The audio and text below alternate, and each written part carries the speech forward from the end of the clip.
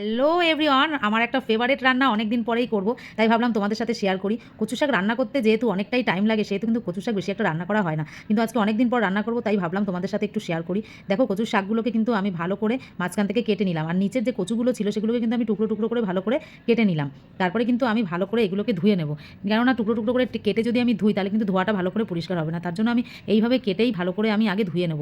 দেখো, আমি কিন্তু এখানে কাপড় দিয়ে ভালো করে ডলে ডলে কচু শাকগুলো পরিষ্কার করে করে ধুয়ে নিচ্ছি।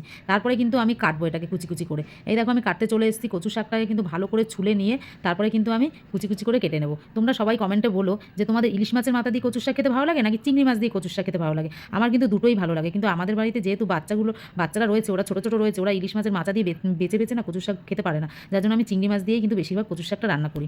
আর এখানে দেখো, আমার কাটা হয়ে গেছে টুকরো টুকরো করে। এবারে কিন্তু আমি ভালো করে ধুয়ে নিলাম, কিন্তু আমি হাতের মধ্যে দিইনি, আমি ঝুড়ি দিয়েই নাড়িয়ে নাড়িয়ে ভালো করে ধুয়ে তুলে নিয়ে চলে আসলাম। এবারে আমি কড়াইতে প্রথমে তেল দিয়ে দিলাম, তারপরে দিলাম জিরা, আর এখানে শুকনো লঙ্কা আর তেজপাতা দিয়ে দিলাম। তারপরে কিন্তু আমি পেঁয়াজ ছোটো ছোটো করে কাটা এগুলো কিন্তু আমি দিয়ে দিলাম। তারপরে দিয়ে দিলাম রসুন কুচি।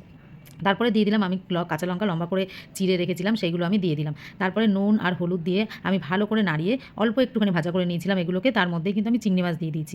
অনেকে কিন্তু চিংড়ি মাছ আলাদা করে ভেজে তুলে রেখেও দিতে পারে, কিন্তু আমি এইভাবেই দিয়ে দিয়েছি। তাড়াহুড়ো সকালবেলা রান্না, এইভাবে করেই করেছি।